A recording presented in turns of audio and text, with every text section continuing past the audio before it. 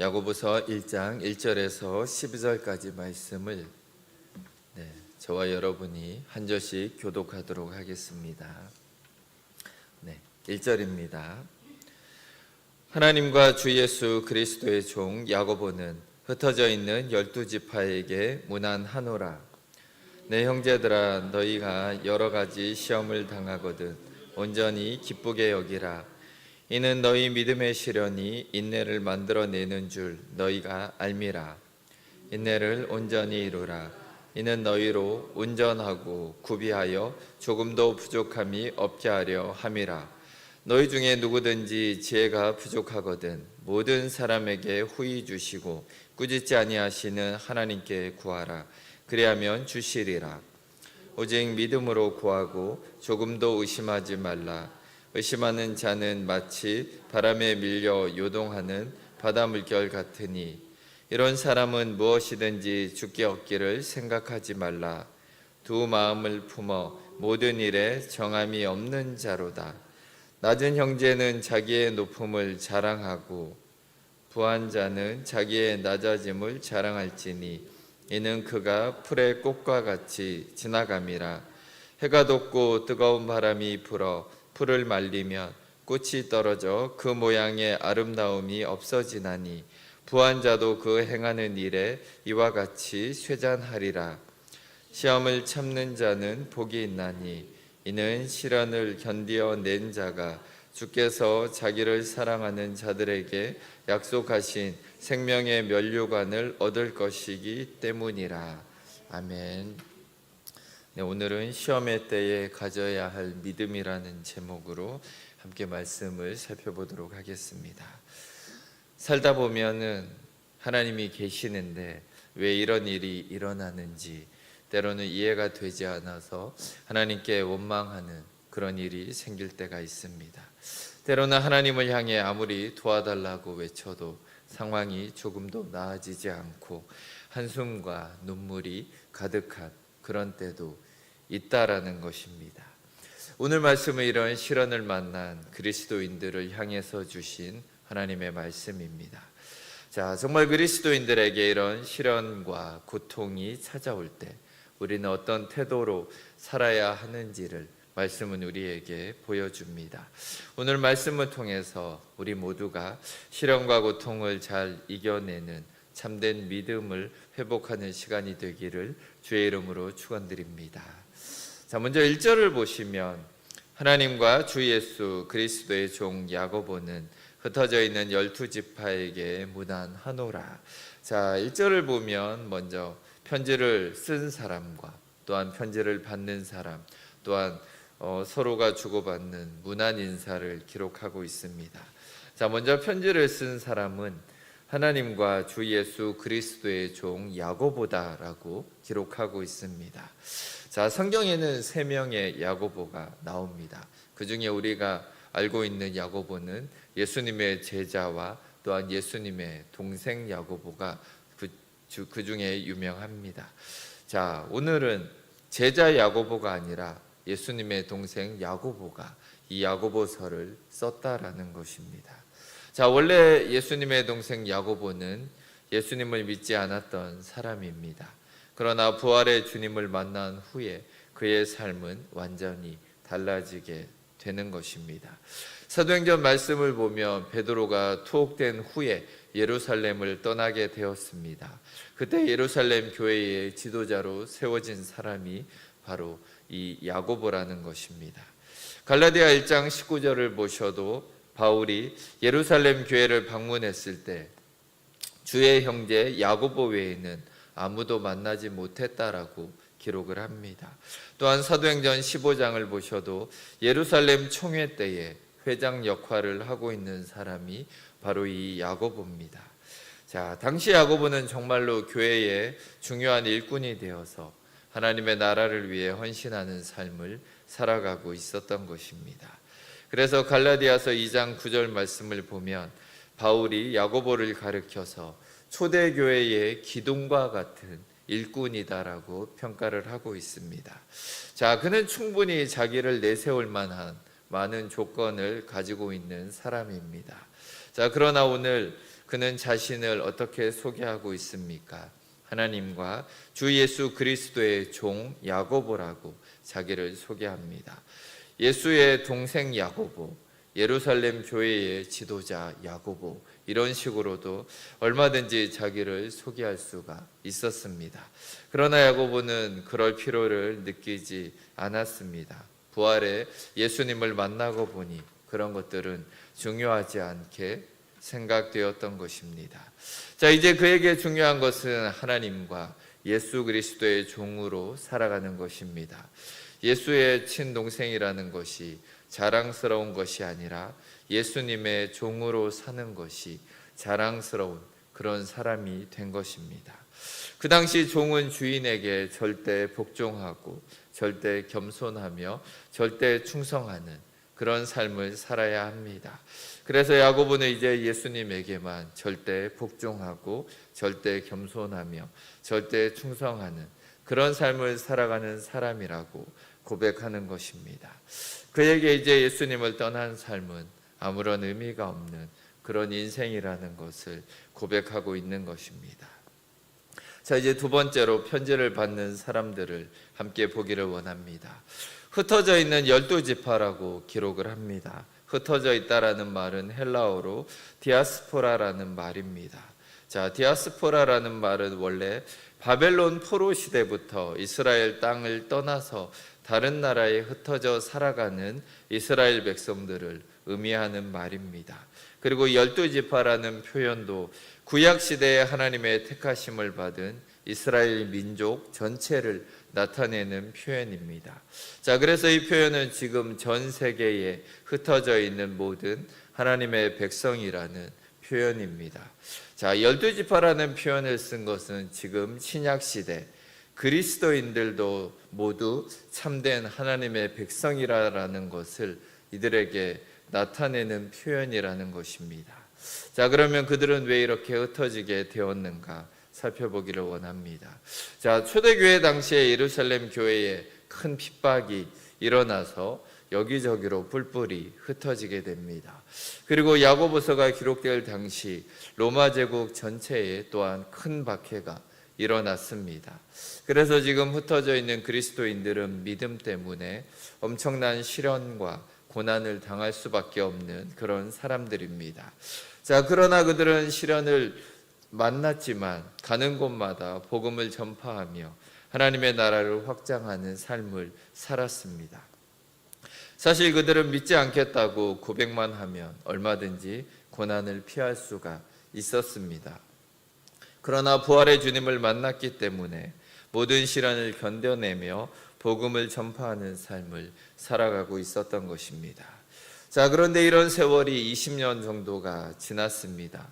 야고보서가 기록된 것은 초대교회가 시작되고 약 20년 정도가 지난 시점입니다. 자, 세월이 지나면서 그들의 믿음에도 조금씩 문제가 생기기 시작했습니다. 여전히 세상으로부터 시련을 당하고 있고 또한 교회 공동체 안에도 문제들이 생기기 시작한 것입니다. 자, 야고보서를 전체적으로 살펴보면 교회 공동체 안에 무엇보다 가난한 사람들을 차별하고 무시하는 일들이 벌어지게 되는 것입니다.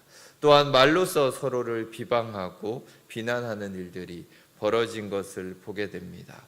계속되는 시련에 지쳐서 세상과 타협하기 시작하고 또한 세상의 방식을 따라 살아가는 사람도 등장을 합니다. 세상의 물질을 최고로 여기며 세상에 빠져서 살아가는 그런 사람들도 생긴 것으로 볼 수가 있습니다. 자, 시련의 세월이 지속되다 보니 이들의 예수님을 믿는 믿음은 변함이 없지만 이들의 삶 속에 삶이 변질되기 시작한 것입니다. 자, 이런 모습을 보고 야고보는 그들에게 참된 믿음이 무엇인가를 선포하기 위해서 야고보서를 기록하고 있습니다. 자, 어떤 사람들은 야고보서가 행함에 대해서만 강조한다라고 말을 하기도 합니다. 그러나 야고보가 정말 말하고 싶은 것은 행함이 아니라 믿음이라는 것입니다.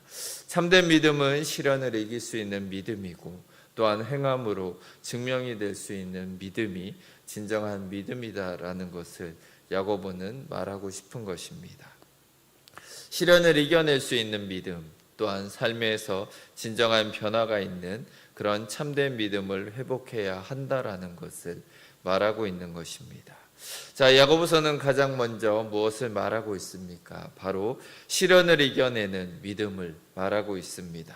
참된 믿음은 시련 앞에서 무너지는 믿음이 아니라 모든 시련을 견뎌내고 이겨내는 믿음이라는 것을 말합니다.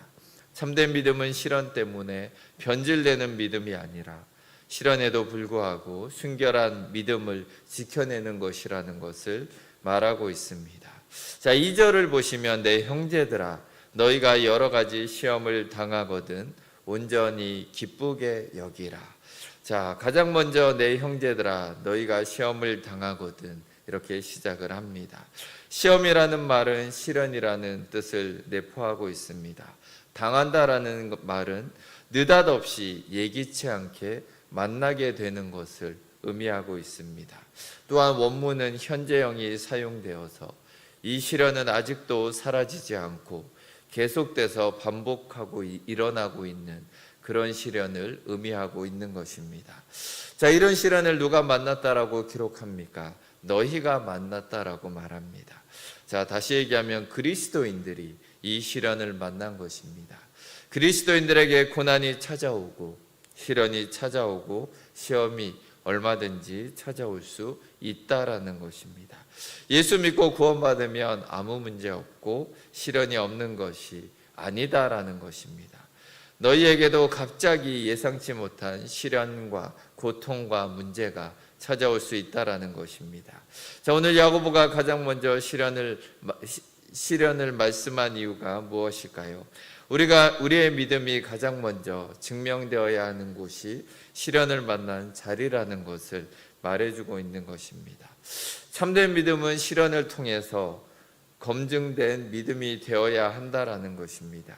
시련의 자리에서 우리의 믿음이 어떤 믿음인가 이것이 분명하게 드러난다라는 것입니다. 자, 그러면 우리가 시련을 만났을 때 어떻게 해야 하는 것입니까?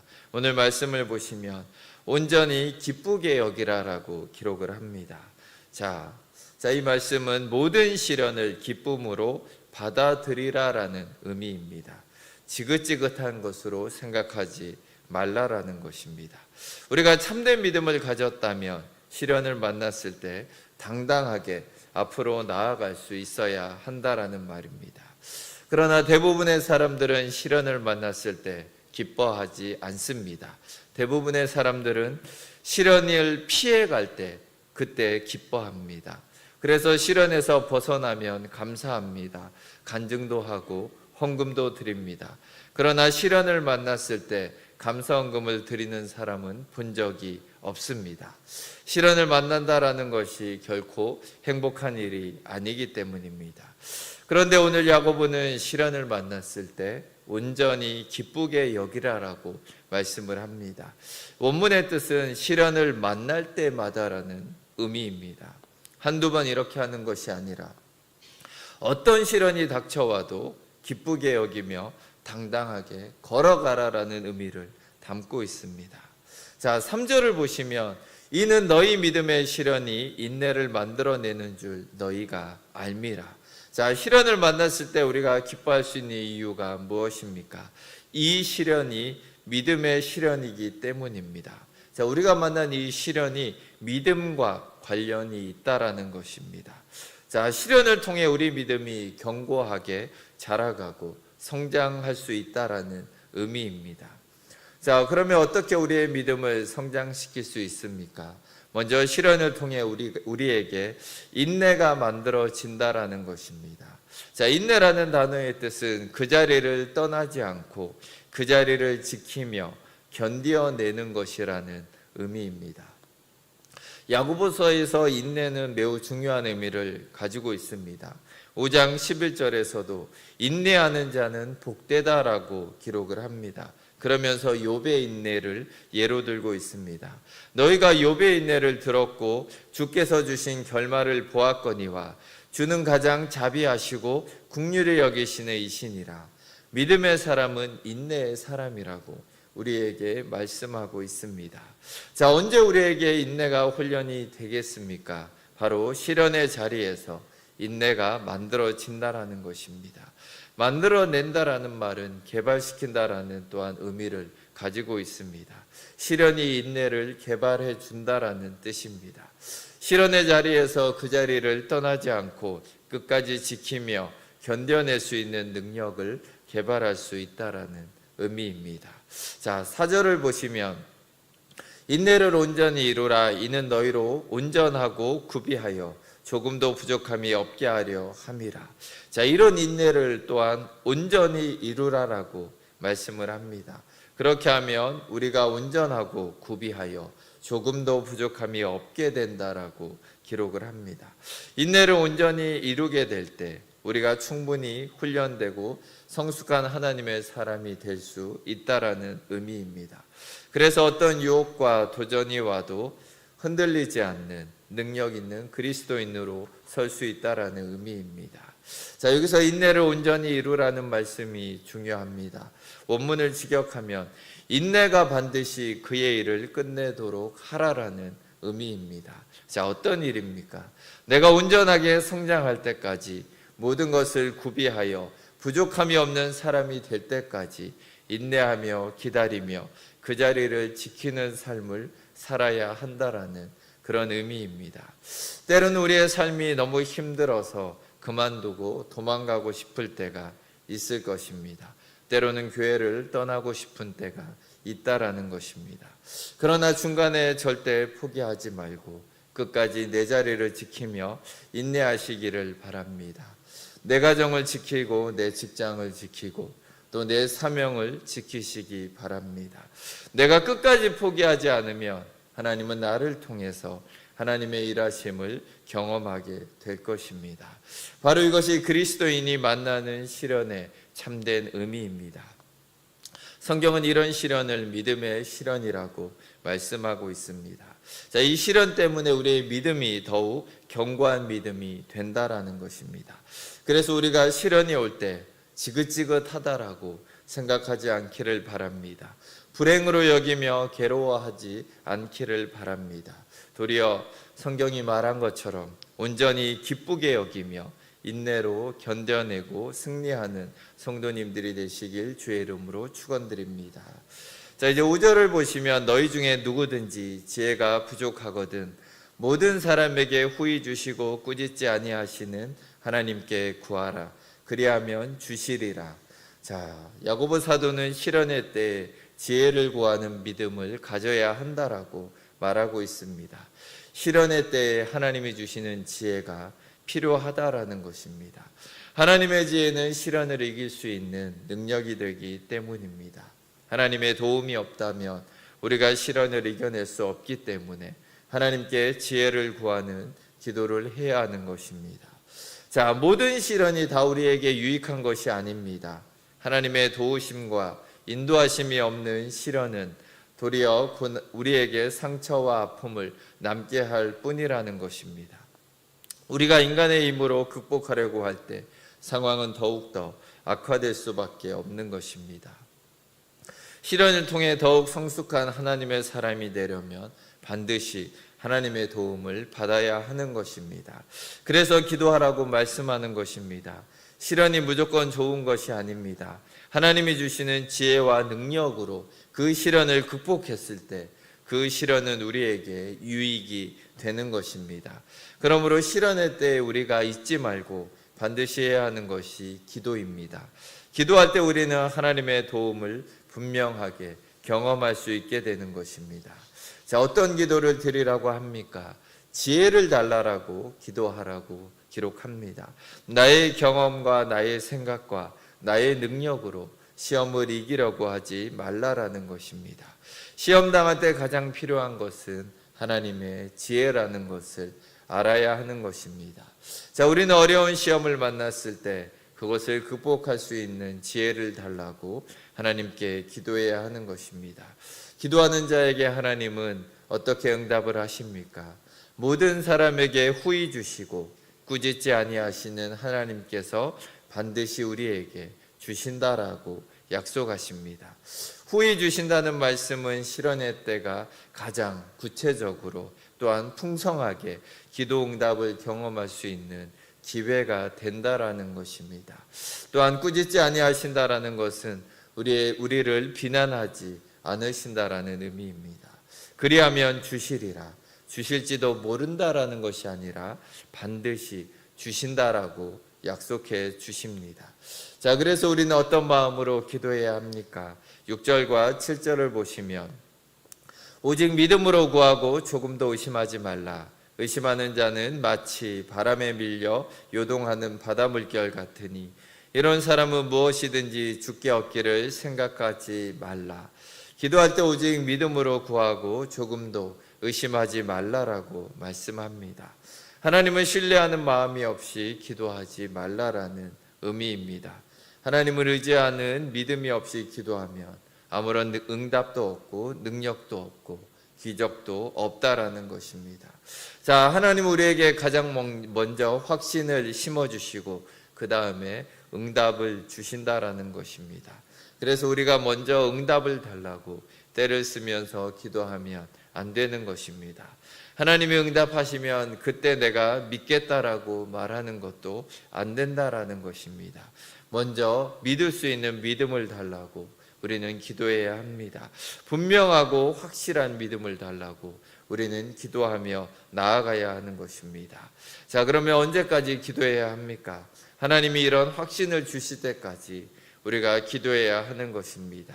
기도의 자리에서 하나님을 깊이 만나서 의심을 물리치고 분명한 믿음 가운데 설 때까지 기도의 자리를 지켜야 하는 것입니다. 분명한 확신이 올 때까지 기도의 자리를 지킨 사람에게 결국은 응답이 있다라는 것입니다. 자, 어떤 사람은 이렇게 말합니다.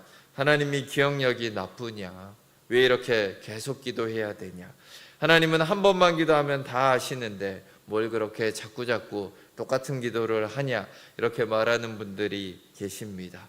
물론 하나님 우리가 한 번만 기도해도 분명히 기억하고 계시고 또한 하나님의 때에 하나님의 방법으로 응답해 주실 수가 있는 분입니다.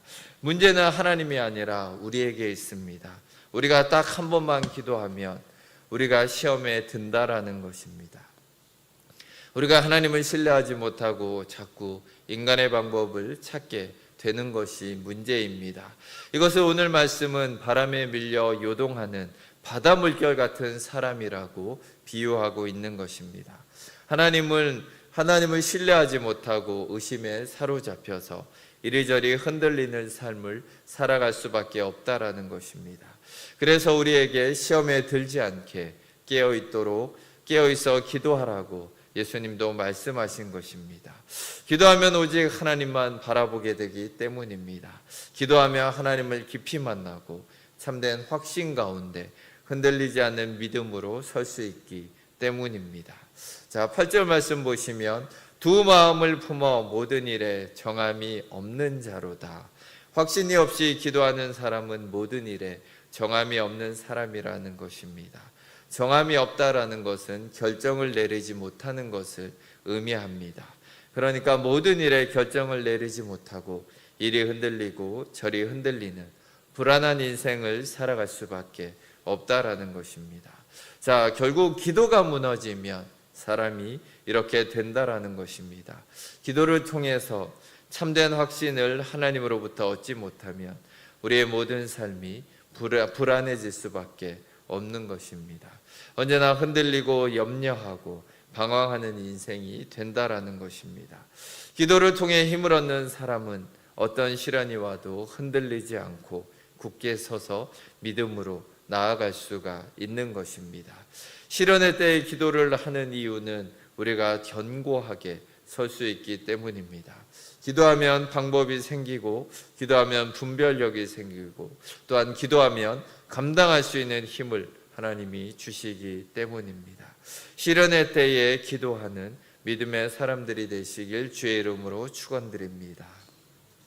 자, 이제 9절부터 12절까지는 낮은 사람과 또한 높은 형제들에 대한 얘기가 나옵니다.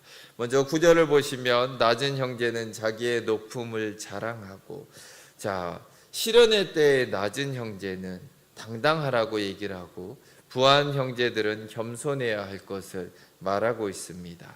자, 먼저 낮은 형제들은 자기의 높음을 자랑하라 이렇게 기록을 합니다. 낮은 형제라는 말은 땅 위에서 멀지 않은 자라는 의미입니다. 자, 요즘 말로 하면 밑바닥 인생을 살아가는 그런 사람들이라는 뜻입니다. 자, 이들은 배운 것도 없고 모은 것도 없고 내세울 것도 없는 그런 사람들을 의미합니다. 당시 교회에서 이런 사람들은 대부분 노예 신분을 가진 사람들이었습니다. 세상적인 기준으로 볼 때 이들은 가난하고 무능하고 인정받지 못하는 그런 사람들입니다. 자, 이런 사람들에게 야고보는 자기의 높음을 자랑하라라고 기록하고 있는 것입니다. 자랑한다라는 말은 부자들이 자기의 부를 과시하며 자랑하는데 자만하는데 사용된 단어입니다. 왜 내세울 것 없는 하류 인생 같은 사람들에게 부자처럼 자기의 높음을 과시하며 자랑하며 당당하게 살라라고 말씀하고 있을까요? 자, 겉으로만 보면 그들은 밑바닥 인생처럼 보입니다. 그러나 세상적인 기준이 아니라 하나님의 눈으로 그들을 바라본다라면 그들은 놀라운 축복을 가지고 있음을 볼 수 있다라는 것입니다. 새로운 신분이 그들에게 주어졌고 새로운 기업과 새로운 약속이 있음을 믿음의 눈으로 보라는 것입니다. 내가 돈이 없기 때문에 내가 지금 묶여 있기 때문에 실패자고 축복받지 못한 사람이고 쓸모없는 사람이라고 생각하지 말라라는 것입니다.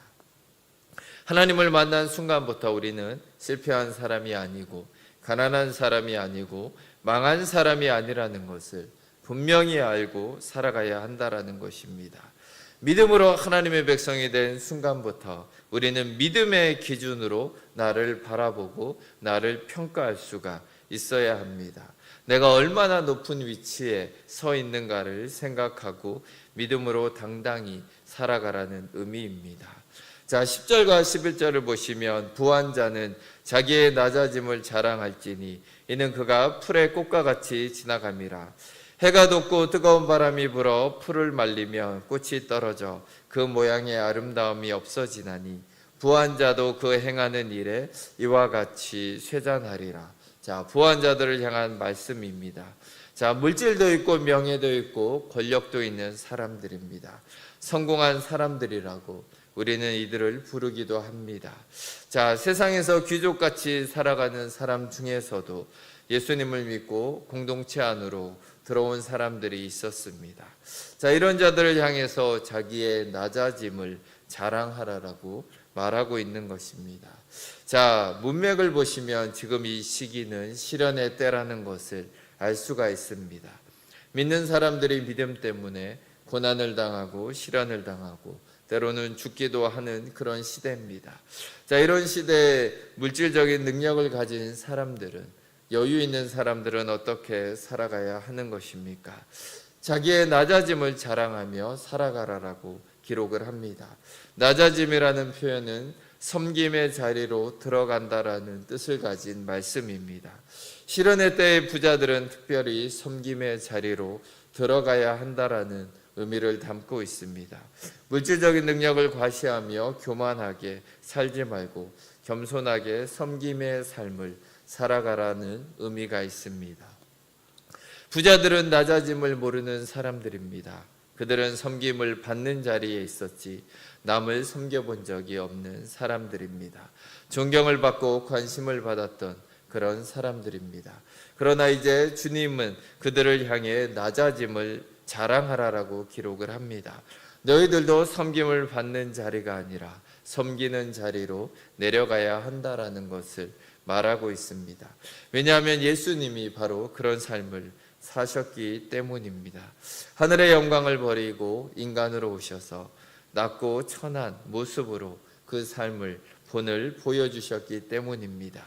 예수님의 그 섬김 때문에 내가 참된 생명을 얻게 되었고 참된 구원을 얻게 되었기 때문입니다. 자, 이제 섬김의 가치를 발견한 사람들은 그 섬김의 삶을 살아가야 하는 것입니다. 자, 그리고 그 행하는 일에 이와 같이 쇠잔하리라. 그들이 자랑하는 모든 것들이 허무하게 끝나고 말 것이라는 것입니다. 아무리 자랑하고 아무리 귀히 여기는 것들도 결국은 허무하게 사라지는 그날이 올 것이라는 것입니다. 시련의 때의 부자들은 철저하게 낮아져서 섬김의 자리에 들어가며 그 모든 것을 하나님이 기억하실 것이다라는 의미입니다. 12절을 보시면 시험을 찾는 자는 복이 있나니 이는 시련을 견디어낸 자가 주께서 자기를 사랑하는 자들에게 약속하신 생명의 면류관을 얻을 것이기 때문이라. 자, 결론적으로 이 말씀을 합니다. 시험을 참는 자와 시험을 견디어낸 자를 강조하고 있습니다. 대부분 시련을 만나면 빨리 이 시련이 끝나기를, 해결되기를 바랍니다. 그런데 성경은 그것이 정답이 아니다라는 것을 우리에게 말해줍니다. 시험은 빠져나오는 것이 정답이 아니라 참는 것이 정답이고 견디어내는 것이 정답이라고 우리에게 말해주고 있는 것입니다. 이런 자들에게 약속하신 것이 생명의 면류관입니다. 면류관은 승리한 사람에게 주어지는 것입니다. 시련에서 빠져나오는 것이 승리하는 삶이 아니라 시련을 참아내고 견뎌내는 사람이 결국은 승리하는 삶을 살아가는 것입니다. 못 견딜 것 같아도 끝까지 내 자리를 지키며 견뎌내면 결국 우리는 최후 승리를 얻게 되는 것입니다. 자, 그 중에서도 특별히 어떤 시련을 참고 견뎌야 합니까? 바로 물질적인 시련을 강조하고 있습니다. 낮은 형제와 부한 형제들 모두 물질적인 부분과 관련이 있습니다. 자, 이런 시련을 만났을 때 가난한 형제는 믿음으로 당당한 삶을 살아야 하고 부유한 형제는 섬김의 삶으로 나아가야 하는 것입니다. 자, 우리도 비슷한 삶에 문제를 부딪힙니다. 물질적인 어려움 때문에 때로는 눈물로 기도하는 그런 분들이 계십니다. 자, 이것 때문에 내 인생이 끝난 것처럼 느껴질 때가 있습니다. 그리스도인들도 대학에 떨어질 수가 있습니다. 취직이 안 될 수도 있고 결혼을 못할 수도 있고 사업이 힘들게 될 수도 있습니다. 아무리 노력을 해도 돌파구가 보이지 않는 답답한 삶을 그리스도인들도 만날 수가 있다라는 것입니다. 자, 이런 시련을 만날 때 우리가 꼭 지켜야 하는 것은 끝까지 참아내고 끝까지 견뎌내는 것입니다. 자, 이것이 바로 성숙한 믿음의 태도입니다. 시련에서 벗어나는 것이 정답이 아니라 시련 가운데 하나님의 자녀답게 참고 견뎌내는 것이 하나님이 원하시는 정답이라는 것입니다. 이렇게 살아갈 때 하나님은 우리에게 승리의 면류관을 주실 것입니다. 착하고 충성된 종이라고 인정해 주시며 잘했다고 칭찬해 주실 것입니다. 우리가 견뎌낸 그 자리에서 하나님의 놀라운 계획이 성취되는 것을 우리가 보게 될 것입니다. 그날을 바라보며 오늘의 어려움을 인내로 온전히 이루어내는 삶을 살아가는 동작중앙교회 성도님들이 되시길 주의 이름으로 축원드립니다. 함께 기도하시겠습니다. 하나님 아버지 감사합니다. 자, 우리는 시련과 환난이 닥칠 때 하나님께 불평하고 왜 나에게 이런 일이 생겼냐고 하나님을 원망할 때가 많이 있습니다. 하지만 오늘 말씀은 그 시련을 통해서 인내하고 결국은 믿음으로 나아가야 하는 귀한 기회라는 것을 우리에게 말해주고 있습니다. 도리어 우리 보고 기뻐하라라고 우리에게 말하고 계십니다. 하나님, 우리 모든 성도님들이 어려움이 닥칠 때 이제는 기뻐할 수 있는 믿음을 허락하여 주시옵소서. 그래서 그 어려움 속에서 내 자리를 지켜낼 때 결국은 인내를 이루게 되고 또한 모든 것을 이길 수 있는 믿음을 우리가 소유할 수 있게 되는 성도님들이 되게 하여 주시옵소서. 감사드리며 주 예수 그리스도의 이름으로 기도드립니다. 아멘.